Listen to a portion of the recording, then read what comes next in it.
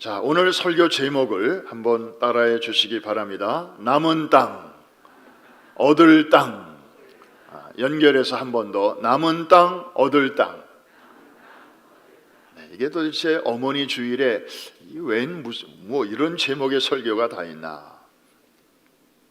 역사적 배경을 잠깐 살펴보면 여호수아와 이스라엘 군대가 드디어 요단강을 건너 여리고성을 지나 가나안 땅에 들어섰습니다. 7년에 걸쳐서 정복 전쟁을 실시했습니다. 그래서 대부분의 원주민들을 다 몰아내었습니다. 그러나 여전히 아주 완강하게 저항하는 그런 지역들이 군데군데 남아 있었죠. 그래서 그 지역마저 다 완전히 소탕하고 이제 나누어주면 좋을 텐데, 어느 날 하나님께서 여호수아에게 이렇게 말씀하십니다. 여호수아야, 너도 내가 보니까 이제 나이가 좀 들었네. 네가 이 일을 처음 맡았을 때만 해도 청년이었는데 너도 이제 어쩔 수가 없구나.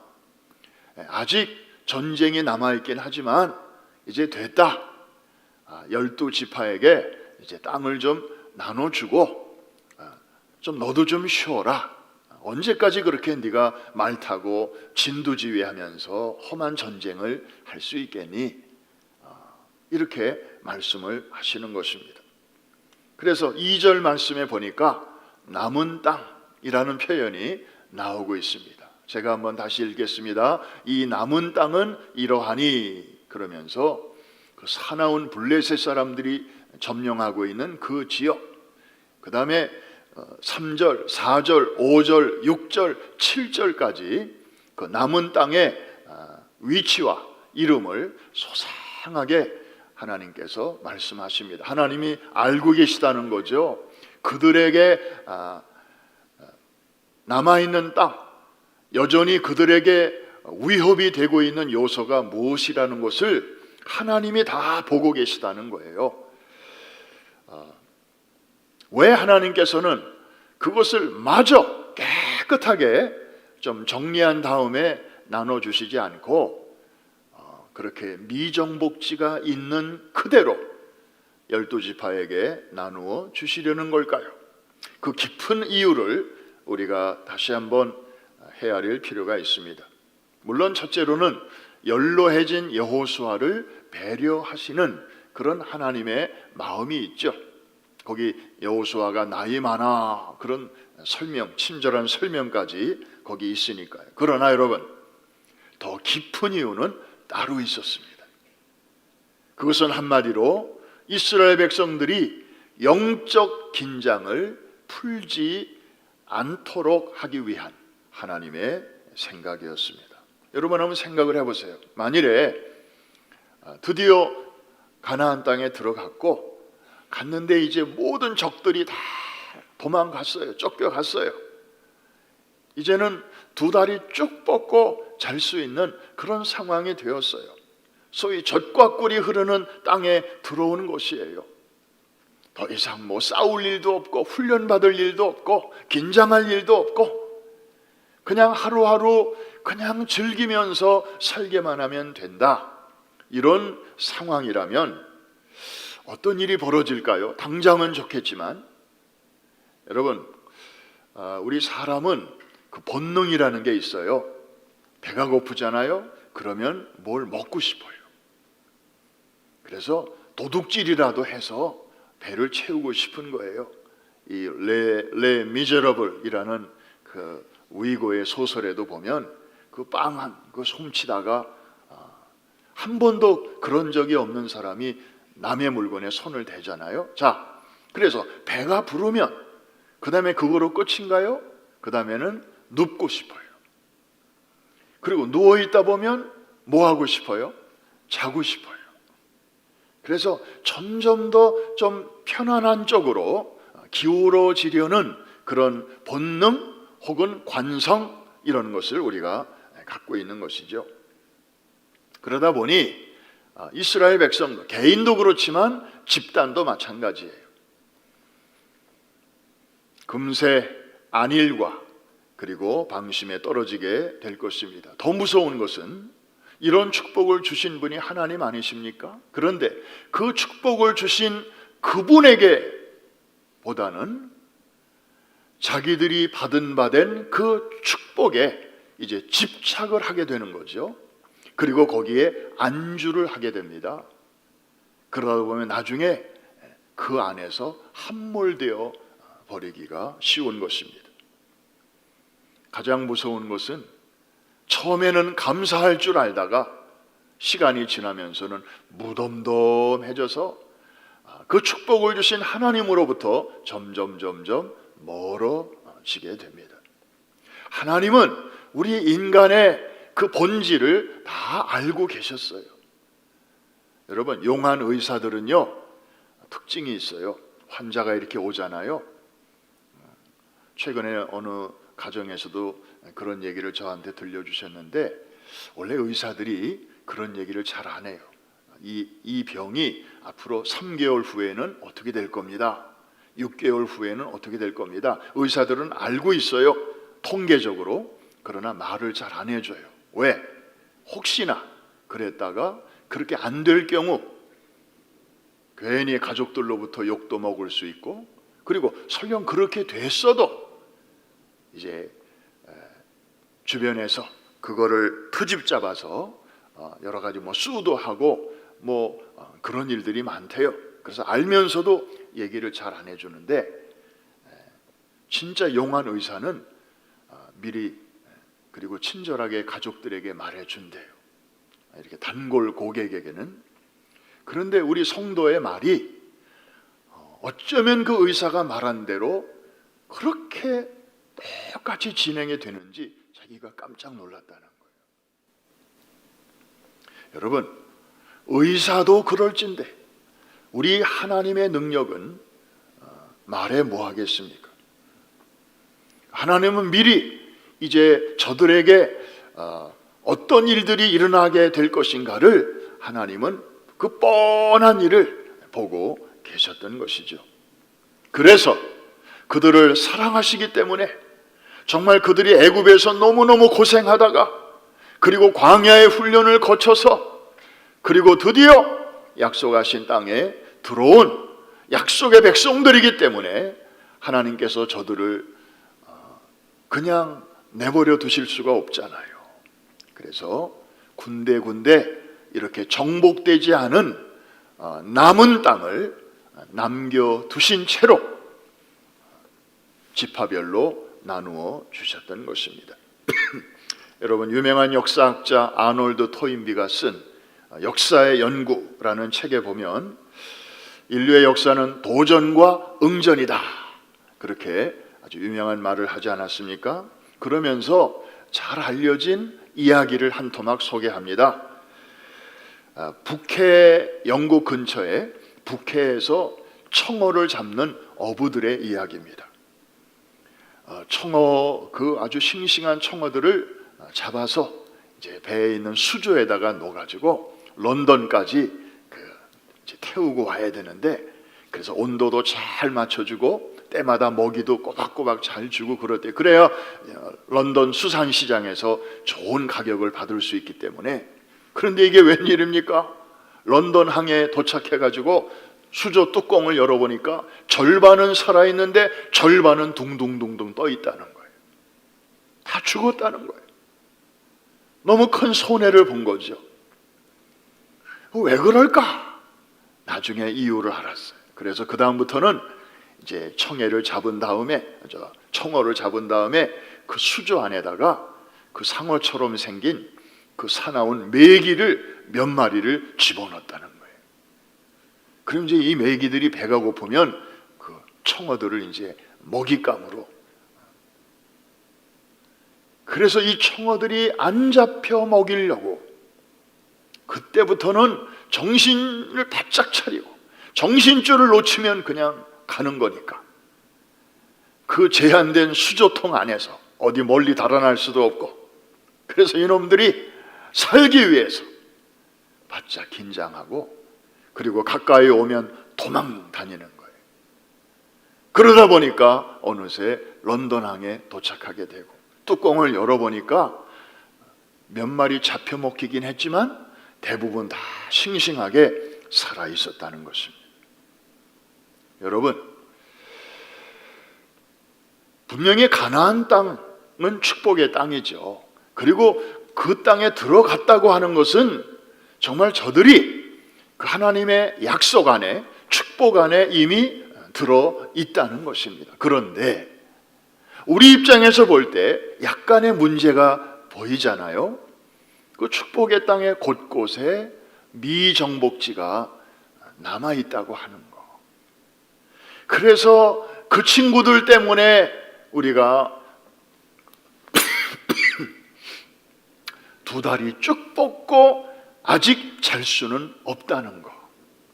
언제 쟤네들이 우리가 자는 사이에 쳐들어와서 우리의 소유를 빼앗고 그럴지 모르는 상황이기 때문에, 그래서 백성들은 축복의 땅에 있으면서도 이제 긴장을 풀 수가 없게 된 것입니다. 우리는 어떻습니까? 우리도 예수를 믿으니까 정말 그전에 누리지 못하던 하나님의 놀라운 은혜와 축복을 우리는 경험하고 있습니다. 말로 다 표현할 수가 없습니다.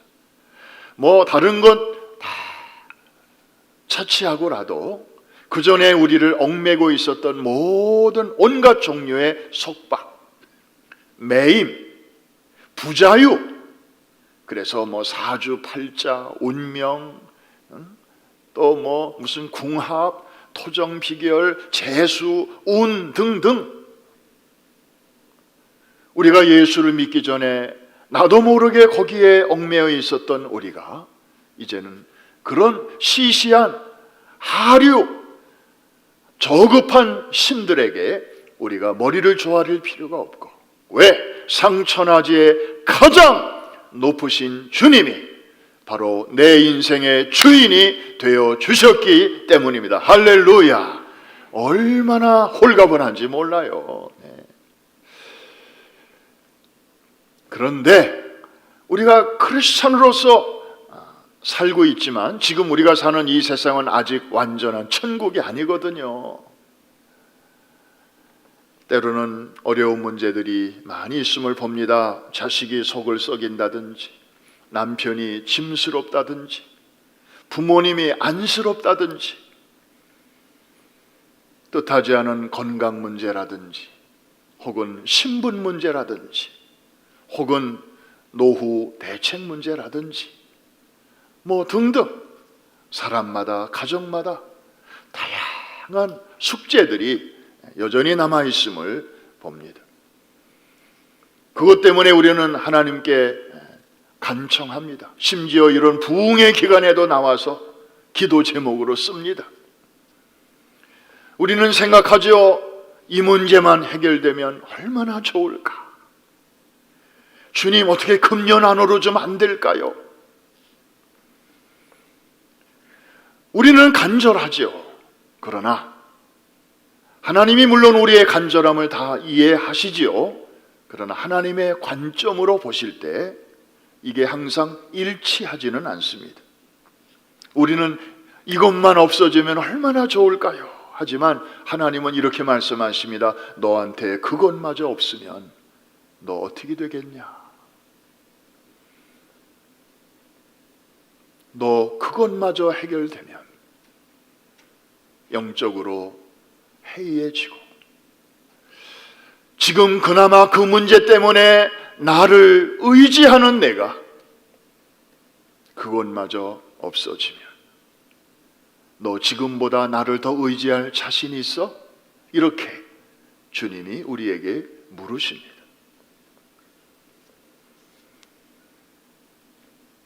그러나 이렇게 말씀하시는 하나님의 의도는 분명합니다. 우리가 이 의도를 알아야 돼요. 이렇게 말씀하시는 거예요. 너 그 문제 영원하지 않아. 내가 곧 해결해 줄 거야. 그러니 당장은 힘들어도 나와 거기서 자주 만나자이. 이게 하나님의 의도입니다. 우리와 데이트를 즐기고 싶어 하시는 거예요. 바로 그 지점에서, 아직 해결되지 않은 그 문제, 그 지점에서. 이해가 되시면 아멘 하십시다. 그 괴로움 인하여 천국 보이고, 김도환 선생님이 작곡하신 본향을 향하네 라는 노래에 나오는 한 부분이죠. 참 의미가 있습니다. 이 세상 살아가는 동안에 환난과 또 어려움이 그치지 않지만 그 괴로움 인하여 천국이 더욱 선명히 보이게 된다는, 그 괴로움 때문에 우리가 이 세상에 정부치지 않고 정말 주님을 더욱 의지하게 된다고 하는 그러한 고백 아니겠습니까? 여러분, 그 어려움 때문에 주님 앞에 바짝 엎드러지게 하시고 기도하게 하시고, 그리고 때마다 일마다 도우실 주님을 생각하게 된다면 그것 자체는 이 문제와 상관없이 하나님께서 우리를 향하신 그 사랑의 또 다른 표현이 아니겠습니까? 이해가 되시면 아멘 하십시다. 그러나 여러분, 희망이 있습니다. 여호수아가 정복하지 못한 채로 남아있는 이 땅을 아까 거기서는 남은 땅 이렇게 표현했는데요, 하나님의 시각으로 그 땅을 뭐라고 표현하는지 우리 1절에서 한번 보겠습니다. 여기에 희망이 있습니다. 자, 한번 그 단어를 찾아보시기 바랍니다. 시작. 여호수아가 나이가 많아 늙음에 여호와께서 그에게 이르시되 너는 나이가 많아 늙었고 얻을 땅이 매우 많이 남아있도다. 여러분, 그래서 남은 땅이라는 표현이 저기도 나오고 2절에도 나오는데, 여러분, 여기에 인간의 시각과 하나님의 시각이 이렇게 달라요. 똑같은 땅을 바라보면서 우리 입장에서는 남은 땅이에요, 미정복지예요, 아직 해결되지 않은 숙제의 땅이에요. 그런데 하나님의 관점에서는 뭐라고 그래요? 한번 따라 하십시다. 얻을 땅. 무슨 땅이요? 얻을 땅. 영어 표현을 보니까 very large areas of land to be taken over. 그냥 정복되지 않은 채로 영원히 오랫동안 남아있을 땅이 아니고 결국에는 to be taken over, 정복되고야 말 운명을 가진 그런 땅이다. 하나님은 거기까지 보시는 거죠. 우리에게는 남은 땅이에요. 아직 숙제예요. 해결되지 않았어요. 우리를 힘들게 해요. 우리를 긴장시켜요. 그러나 하나님의 관점으로 볼 때에는 얻을 땅이에요. 이미 백성들에게 주어졌어요. 왜? 하나님이 주시기로 작정하셨기 때문에. 할렐루야. 여기에 희망이 있는 것입니다. 사실은 우리가 부족해서, 우리의 힘이 딸려서 정복하지 못한 땅임에도 불구하고 하나님은 너희가 곧 얻을 땅이라고 표현하고 있습니다. 거기에 하나님께서 6절에서 이제 더 힘을 실어 주시는데, 6절 말씀 보니까 하나님께서 그 땅을 어떻게 하실 것인지 말씀하고 있네요. 같이 한번 읽겠습니다. 시작. 또 레바논에서부터 미스르봇 마임까지 산지의 모든 주민 곧 모든 시돈 사람의 땅이라. 내가 그들을 이스라엘 자손 앞에서 쫓아내리니 너는 내가 명령한 대로 그 땅을 이스라엘에게 분배하여 기업이 되게 하되. 여러분, 지금까지 우리가 살펴본 내용이 저기 다 나오죠. 아직 남은 땅이에요. 정복되지 않은 땅이에요. 그런데 하나님께서 그 땅을 곧 머지않아 어떻게 하시겠다고요? 거기 완강히 버티고 있는 사나운 사람들을 내가 다 쫓아낼 것이다. 그래서 너희가 그것마저 얻게 될 것이다. 아멘입니까? 이게 하나님의 약속이에요. 뭐 하나님의 능력만 보면 지금 당장이라도 그렇게 하실 수 있죠. 그러나 하나님이 시간을 조정하셔요. 왜? 당장 그렇게 해주면 좋을 것 같지만, 그게 은혜 위에 은혜요 축복 중에 축복일 것 같지만, 우리의 부패한 심성 때문에 부작용이 생기니까 하나님으로부터 멀어지게 되고, 축복 속에 함몰되어서 하나님을 무시하고, 나 하나님 도와주지 않아도 이거 가지고 얼마든지 살 수 있어, 이런 방향으로 우리가 갈 것이 뻔하기 때문에. 여러분 어떻습니까? 예수 믿으면서 이런저런 어려움이 많이 있을 때 이런 말씀을 생각하면 그 어려움을 바라보는 시각이 달라지지 않습니까? 거기서도 하나님의 사랑이 느껴지지 않습니까? 정말 하나님의 고차원적인 우리를 향하신 그 배려가 느껴지지 않냐고요. 성경은 이런 시각으로 볼 때 정말 러블레터입니다. 제 아무리 어려운 단어들이 여기저기 많이 나오고 정말 이해하기 어려운 사건들이 여기저기 나와도 그 하나님의 본심은 I love you this much. 내가 너를 이만큼 사랑한다. 그 아버지의 마음이 절절히 거기에 나와 있는 것입니다. 내가 그들을 이스라엘 자손 앞에서 쫓아내리니. 그러므로 사랑하는 그분의 자녀된 여러분들이요, 어떤 상황 속에서도 하나님을 철저히 신뢰하시기를 바랍니다.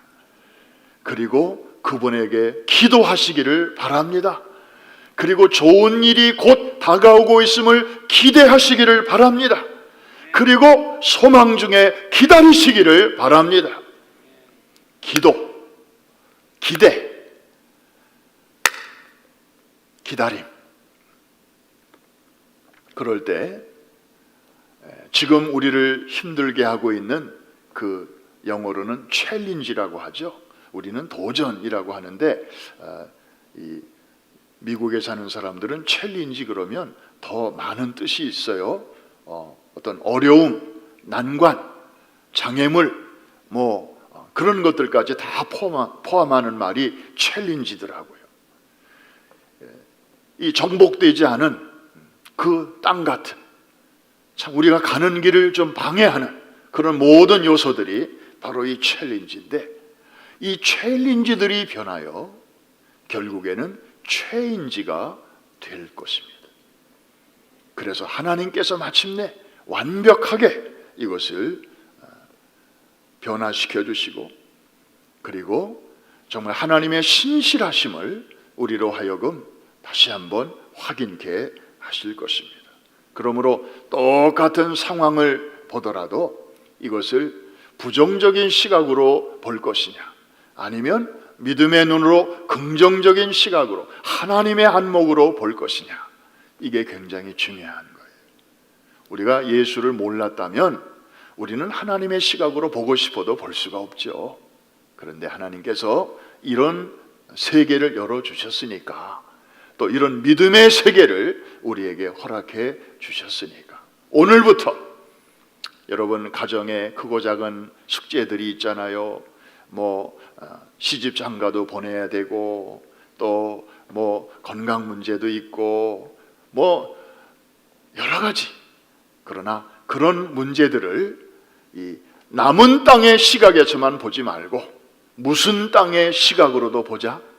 얻을 땅. 그렇죠. 얻을 땅. 하나님이 결국에는 이스라엘 자손 앞에서 그 대적들을 쫓아내 주심으로 마침내 우리가 얻을 땅의 믿음의 시각으로 바라보시기를 주의 이름으로 축원합니다. 그럴 때 성경에 나오는 표현대로, 여러분의 믿음대로 될 줄로 믿습니다. 여러분의 사랑하는 자녀들의 모습이 혹시나 여러분이 기대하던 그런 모습에 다소 미치지 못한다 할지라도, 그리고 여러분들이 오랫동안 기도해 온 그런 모습과는 약간 차이가 있다 할지라도 여러분 낙심하지 마십시오. 여러분이 믿음의 부모로서의 선한 의무를 계속해서 잘 감당하고 기도의 무릎을 꿇는 한